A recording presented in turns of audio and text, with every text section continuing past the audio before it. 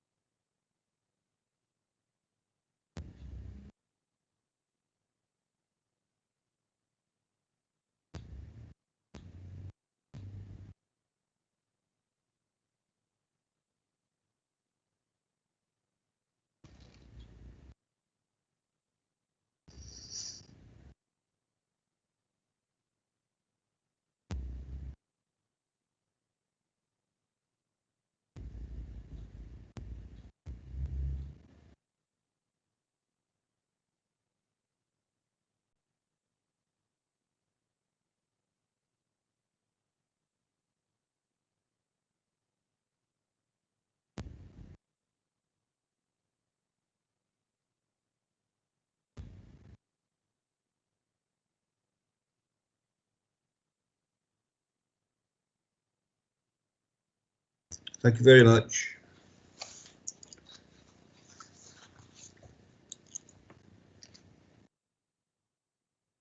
Could you all make sure that your phones are turned off or to silent, please?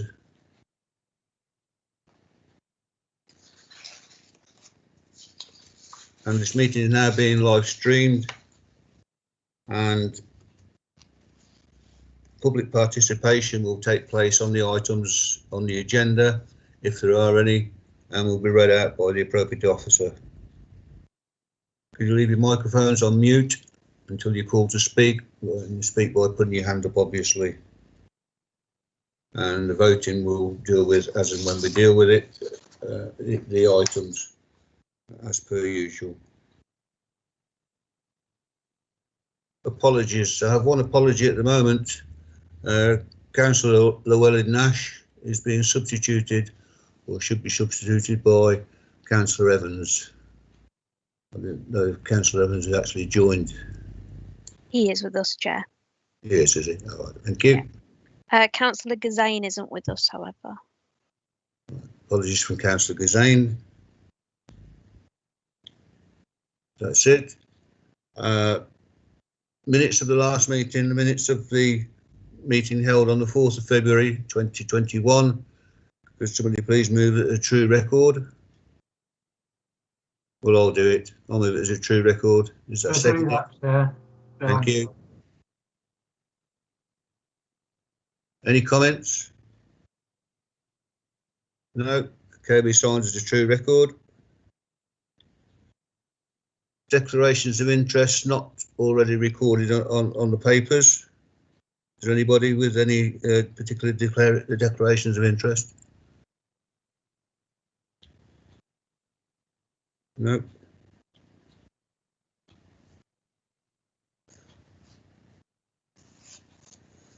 Right. Public consultation, I say, will take place as and when on the items. So the first item is the item 6, which is community safety performance, and I believe we've got Abu with us. Nice to see you, Abu. Nice to see you, Chair. Yeah, thank you very much. So yeah, happy to go through the report, and we fortunately have got Inspector Dave Williams as well, who can hopefully help with any particular questions or technical questions that you might have in relation to the report. So hopefully all members have had a chance to read the report. So this relates to the period of October through to December, so Q3 performance against kind of priorities of the Community Safety Partnership. Again, we're going through a kind of year, or we've been through a year where there's been significant anomalies. It's a very abnormal year, and particularly in terms of wider kind of community indicators and performance, and community safety is kind of been touched by that as well. So as you would have seen throughout the kind of the period against the priority categories, literally every single category is a green on the kind of first page of the report. So there's been a marked percentage decrease in all of our priority categories, which obviously is good, is positive. But again, as with all data that any agency is dealing with throughout this year, there could be a number of mitigating factors. However, that is where we are. Again, we'll see what Q4 shows us. But again, I guess the bit to focus on is this was for that period, October through to December. So it was just, again, as we'd entered lockdown and a slightly kind of period just before that. The one area, so what you've got also with the report is to the right of the data is some very good narrative, which hopefully again members have had a chance to read, which highlights some of the kind of key points for all the readers. I guess the one area that it picks up on, interestingly, is violence against a person without injury. One of the key areas, which again won't be a surprise, is around malicious comms, and that's been one area that, as a community safety partnership, in amongst other areas, we will continue to focus on. So as more people obviously have been homebound, it's led to much more activity online, which also has obviously detrimental impacts. But overall, an overall positive picture across the patch. And on the final page, what you've got is data relating to kind of wards and again some of the priority categories. So what I'd like to do is, hopefully if members have had a chance to read the report, if they've got any particular questions for myself or more likely Dave, who'll be able to answer them, happy to take any comments or questions. Thank you. Anything to add, Dave, at this point?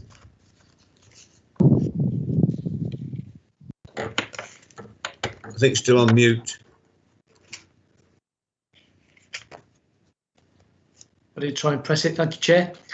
Yeah, just really to echo what Abu's said there, really from a police perspective in terms of performance. Bearing in mind, you know, we've pretty much had a full year of COVID and COVID lockdowns and everything that's brought. So it's been a really strange year for us, I think, in terms of the figures, the performance figures for the whole of last year. I mean, yeah, great to see green, but there's some warning signs that need to come with that because obviously a lot of businesses were shut down. A lot of people have been working from home, and therefore a lot of the crime categories in many ways were always going to reduce, especially on the first lockdown when pretty much anybody who moved could be seen. So, you know, there are some warning signs if we get too carried away with the performance figures being green. And obviously, now we've started the new financial year as well. And I know we're talking about Q3 from October, December last year. You know, we've got to be careful. Well, even the quarter we're in now, you know, we're pitching it against this time last year when we were still in lockdown. So difficult periods, but quite frankly, in a lot of aspects in terms of crime in general, particularly from my perspective, you know, burglary dwellings, etc. It's nice that we've seen a lot of those go down and good reductions. But like I say, a little health warning. Thank you, Chair. Thank you. I don't have any members indicating. Any member? Councillor Hancock. Yeah, thanks, Chair. Actually, there's and I want to thank Abu and Dave for this report that's in front of us. There's a number of things that probably come up later on the agenda as well. And Dave's quite right. There's going to be anomalies, and I guess particularly in relation, it's probably not directly in this report, but things like shoplifting and stuff. Obviously, the shops have been shut, so you know all those figures are going to be really really low in regards to shoplifting and business thefts and stuff. But Chair, if you don't mind, I just want to make a couple of comments, and I've probably got a couple of questions as well. Something you'll be aware of, and I've raised it on a number of occasions at this scrutiny panel, is figures in regards to domestic abuse. And I have to say, I was somewhat surprised at a previous meeting when we were told that there was no rise in the domestic abuse figures. And I wonder whether that's because, although it may not be recorded offences with the police, I wonder whether we also speak to other agencies that deal with domestic abuse, because I don't think there's any doubt that it has increased nationally as well as round here, but it doesn't really show it. So that's a concern. And equally, well, personally in my own patch, I noticed an increase in antisocial behaviour where we've had to make more representations, and the police have been down. We've had to have extra cameras put in. So, you know, I think there's that as well. And another concerning matter, Chair, and I've only got it anecdotally, but I've had one, it said to me as recent as this morning, and that's to do with hate crime. And, you know, that seems to have increased. I've had a number of comments over recent months about people that have lived here a long, long time, but are now having comments made to them. You know, I'm not going to say that's linked to Brexit or anything like that. I don't know, but there seems to be an increase in that. And Chair, the one thing that did surprise me, I was expecting it to see it in the report, but I apologise if I've missed it. But I'd be interested to know, and again, I apologise if I'm sort of bouncing people on this one. I don't mean to, but it's because I didn't notice it on here. And my question would be about traveller incursions. And I wonder whether we have any figures on traveller incursions on council land since we adopted our new legislation on it. Thank you, Chair. I'm sorry there's a bit there, but hopefully the couple of questions can be responded to. Thank you. Do you want to answer those, Dave, or Abu? Dave, do you want to go first? Yeah. Thank you, Chair. Thank you, Bill. Bill's quite right in that probably since last October, we did see an increase up towards the end of last year in Bedworth, particularly around the parks, the open spaces and the cricket club. And myself and Bill and my Sergeant Andy Scrutiny spoke on a number of occasions. We also had the issues with Bulkington Rec. I mean, we were getting on average 2 to 3 4 calls every few days on there, and that was to do with nitrous oxide canisters, which we found happening in other areas as well, including Kersley and other areas of Nuneaton. Yeah, the one thing that I found in lockdown is that the one group that seems to have just not really thought about the consequences of their actions in terms of lockdowns has been the youths. Unfortunately, they have gone round in their numbers. And we try to tackle it as best we can, and as Bill's alluded to, we have used dome hawk cameras, which we agree as a partnership. I hold monthly meetings on those, and we usually agree as a partnership where they need to go, depending on the amount of incidents we're getting and obviously the risk associated to that. We also had problems in Bedworth Town Centre that was linked to those open spaces, but we've been tackling them as best and as hard as we can. I think of recent times, and correct me if I'm wrong, Bill, it's got better. I'm not going to sit here and say that we've eradicated it, because we haven't, but that's the nature of neighbourhood policing, unfortunately. But the one thing I would like to point out with the ASB figures as well, and those non-COVID ASB figures, and it's always been a difficult one to tackle. It's a bit like parking outside schools, is the nuisance, or what people refer to as off-road bikes, so motorbikes. So just for example, in Arbury back in December. That was just one area where we had 28 calls in a month. Gallycommon 12, Poplar and Bedworth 11, and I can go on and on and on. When you count them all up, they actually do hurt the ASB figures, which if you look at the year before were really, really good. The year before COVID as well, really good ASB figures. In fact, it was so good, it didn't appear on the strategic assessment. So we've got to be cognizant of sometimes we do tend to sit and think about ASB and just think, well, a picture, it's got to be youths who are causing problems. It's not just that.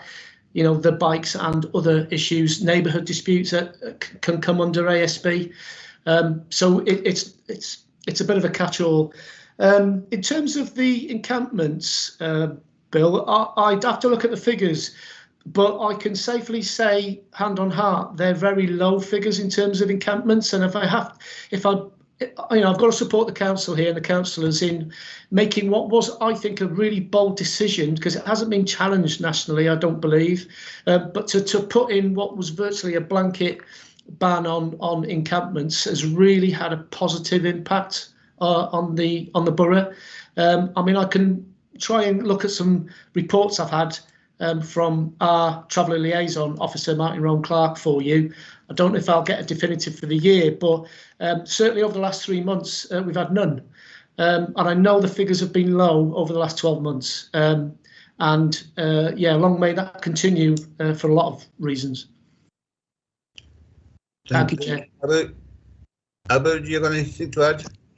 And yeah, it was just, I mean, yeah, around the travel incursions, because this report is produced by the analysts at the Insight Service, there's, in addition to what David said, there's potentially data that we might have internally that I can ask to see if that can be incorporated into this. And again, just I think touch upon the point that Councillor Hancock's made around hate crime going forward. I mean, it's kind of been a standing priority, but the kind of the nature of that, and based on what's happening nationally and internationally, that's moving quite quickly. So again, we're trying to stay up to speed with that, but the impacts and the way that that's happening is changing quite quickly. So again, it's an area that we are very much focused on.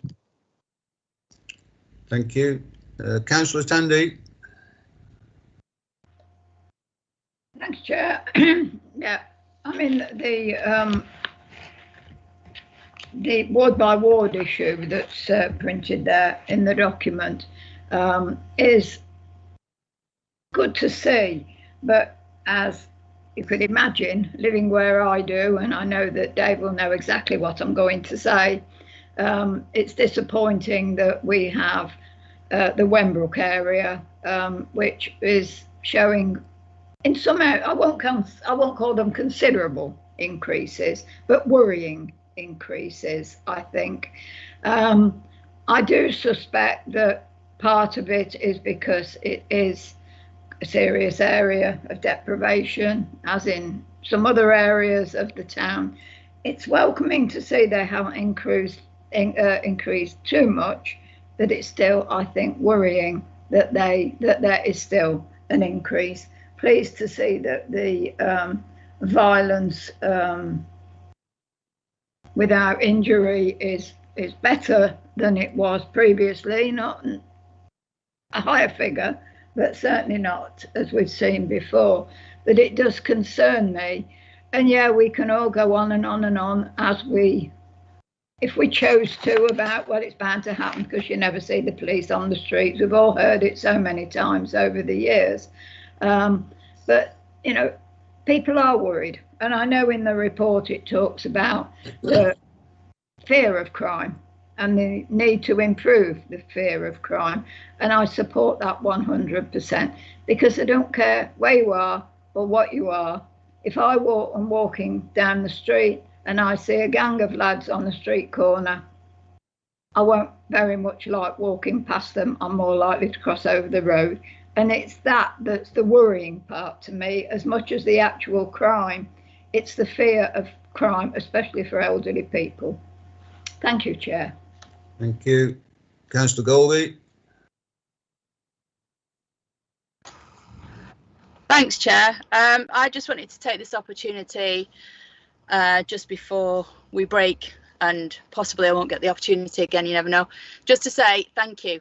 And if you can pass my thanks on to the team, Dave, because I know they've worked really, really hard. You know, there's quite a few local officers who are on the phone when they need information, and I can call them back if I need to get hold of anybody. And I really do appreciate everybody's help. And it's got to be said that it's been noticed in the community. I know sometimes people, like Councillor Tandy said, you don't always see officers on the street, so you might not think that they're there, but I do know that there is a lot of work that goes on behind the scenes. And just really to say thank you. And I've had very good feedback. I've mentioned it to you before about the bike teams going out, especially in this area. It's really working well. And the liaisons that you started doing on Facebook with directly with the residents on the various forums and the Neighbourhood Watch Facebook groups, it's gone down really well. And the contact, people really do appreciate the contact and being able to discuss things with you directly. So that's just all I would like to say. If you would pass that back, I would be most grateful. Thank you. I've got no more speakers. Thank you for the report. I think you're probably right. It's moved the right direction, but COVID is partly responsible for that. So as the brakes start to come off, I've already noticed around my areas, party tents have gone up and everything else. So I think we're going to have a few problems. Hopefully people will be sensible, but you never know, do you? We might be still in lockdown come June the 21st. Hope not, but let's see what goes on. So thank you both for that report. Everything does seem to be working okay. Just hope it carries on that way and the partnership continues. So thank you both for that. Item 7 is the overview and scrutiny panel report, and that's before you. I won't go through it page by page, but has anybody got any comments or anything they'd like to raise on that? Councillor Tandy, you got your hand up, or is it? No, sorry, I've got problems going on with my machine. I haven't got my hand up to speak, but I'm trying to work through it. I was nearly very rude then. That's it. Oh. Thank you. So item 7 move noted, yes. 6 and 7, sorry. Okay. I've lost my page.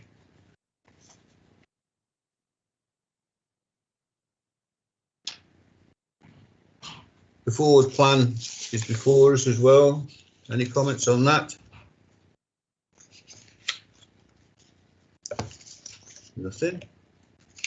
Aren't we doing well?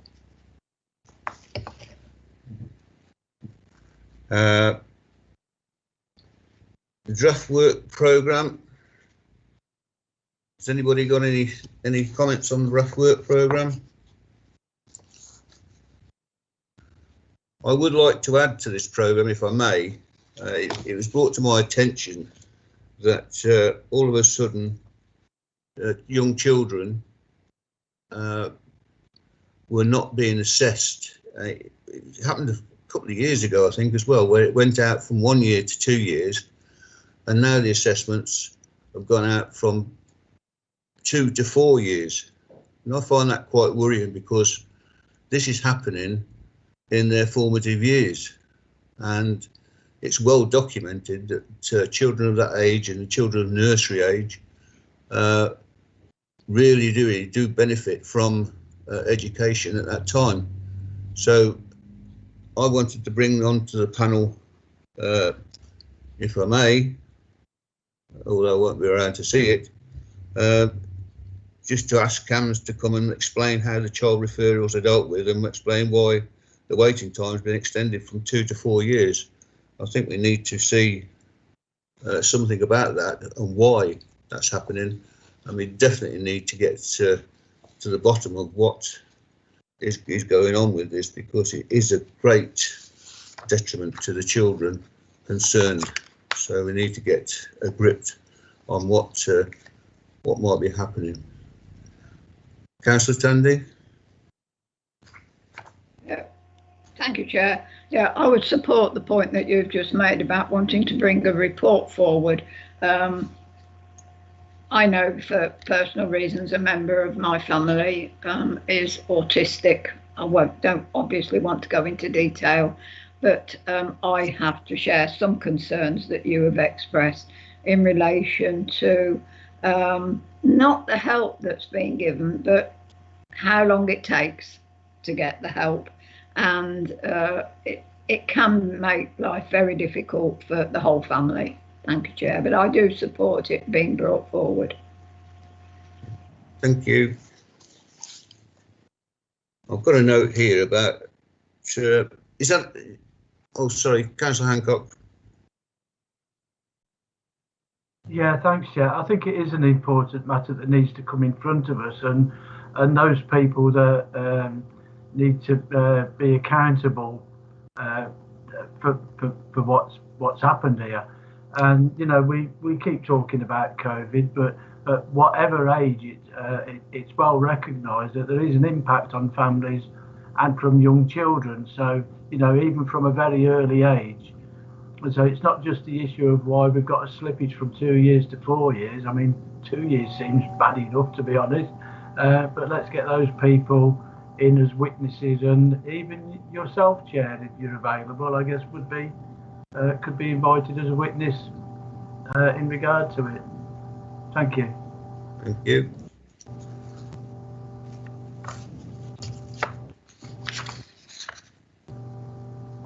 Is that agreed that it comes forward on the programme then, on the works programme? Is there any dissent to that?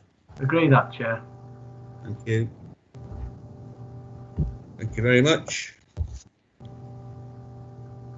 Right, I've got a note on here that update on the COVID-19, but we haven't got anybody. Haven't got David Altrincham or anybody, so I think that's an old one. Yeah, no, sorry about that, Chair. That's all right. It's no problem. It's better to be there as a reminder than not, just in case. Exclusion of the public and press is the next item, so I'm sorry you're going to have to say bye-bye to some people because we've got to deal with the other one. And I understand from years ago that you're supposed to read this out. So resolve that under section 100A, brackets 4 of the Local Government Act 1972, the public and press are to be excluded from the meeting during consideration of the following items, it being likely that there will be a disclosure of exempt information of the description specified in paragraphs 1 and 7 on part 1 of the Schedule 12A of the Act. Happy to second that, Chair. Thank you. Can we turn the live stream off now, please, Chris or Victoria?